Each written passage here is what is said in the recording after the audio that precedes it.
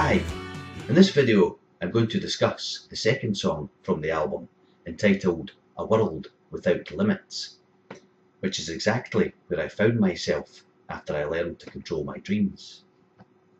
And it starts off with a revelation, or at least what I thought was a revelation when I was 6 years old, that the monster in the cupboard had always been friendly, and I had just missed the opportunity to realise this because I had always ran away in fear.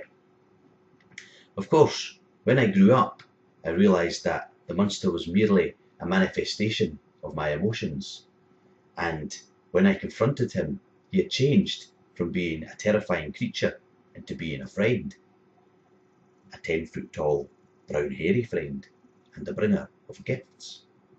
And although in the dream the gift was a small piece of candy, what it really represented was the gift of lucid dreaming.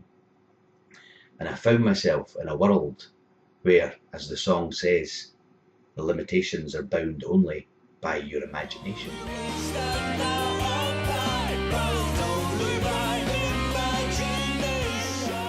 Another thing this song talks about is something that I now know to be called reality tests. A reality test is an exercise that is carried out several times a day, where you question yourself whether you are dreaming or not. Along with the questioning, you do a small test. It can basically be anything that tests the laws of physics. So, for instance, pushing your finger against a wall or against the palm of your hand and seeing whether it goes right through, or doing a little jump and seeing whether you go higher than normal, or hover, or even take off and fly. And the idea behind this is that through habit, you'll eventually do the test when you're actually dreaming. And when you do, the laws of physics will bend or fail, and your finger will go right through your hand, or you will take off and fly when you jump, and then you'll know that you're definitely dreaming. When we were kids, we would often talk about dreams when we were in bed, so we would fall asleep with it fresh on our minds.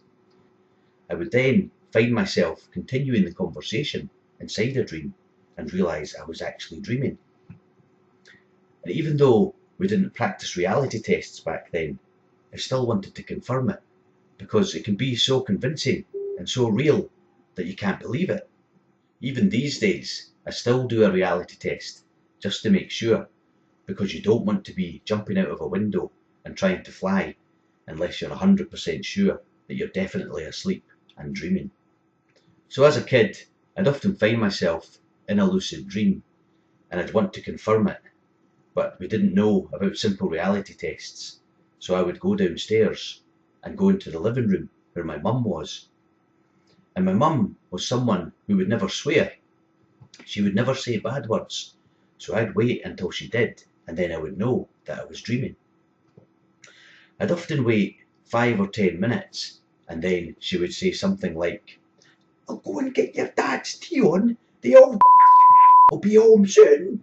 And then that was it. I knew I was dreaming because it was so out of character for my mum.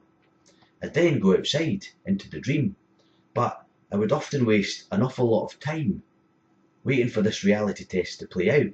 Sometimes I'd even wake up before it did. Now, whether I was actually wasting time or not is open to debate when we consider time dilation, which is something else that this song talks about. The fact that dreams exist outside of time, and of course outside of space.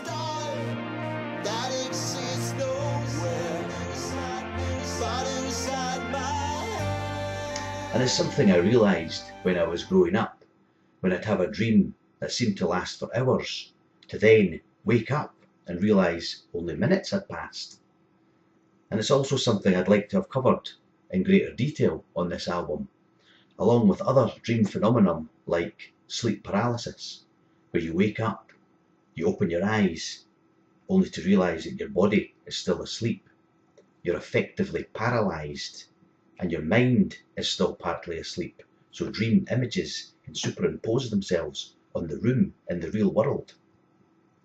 And then there's OBEs, out-of-body experiences, where you feel like you've actually left your physical body behind and travelled into some other dimension. My own experiences with these and other types of dream phenomenon, and a lot of the background to the story on this album, are actually what's covered in part 2 of the trilogy, whereas the continuation of the story is in part 3. So I'd conquered my demon and I'd discovered a world where anything was possible, but my nightmares were far from over. Although the monster in the cupboard at the bottom of the stairs never showed his face again, another, far worse entity was growing in the back of my mind, and it was one that would manifest itself in my bedroom cupboard when I was around 11 years old. And I've often wondered about the reason for these nightmares. I know that monsters in the cupboard are quite a common theme in children's dreams, but I did have quite an unusual upbringing which may have contributed. My parents were very religious, and they indoctrinated me with some unusual beliefs from a very early age. I was told that the world was under control of demons, and that they were out to lead us astray at every turn. I was taught that the governments would soon turn on religion, and specifically on the one true religion, which, of course, was the one that we were in. We would then be persecuted. Then there was the imminent war of Armageddon, which was just around the corner, a great battle between angels and men that would leave all of the wicked people dead. Again, the definition of wicked was anyone who wasn't in the one true religion. So there was a lot going through my mind when I was a kid. But despite all of this, I think the reason for the nightmares was a far simpler one. You see, every time that I'd go to leave the room at night, my older brother would shout after me, "Watch out for the bogeyman!" And I think that was a big factor in inspiring the nightmares. In his defence, he did say later on that he had to first give me the nightmares in order to then help me overcome them. So I'm eternally grateful, because although it was terrifying at the time, it was a small price to pay for the gift of lucid dreaming. Thanks for watching.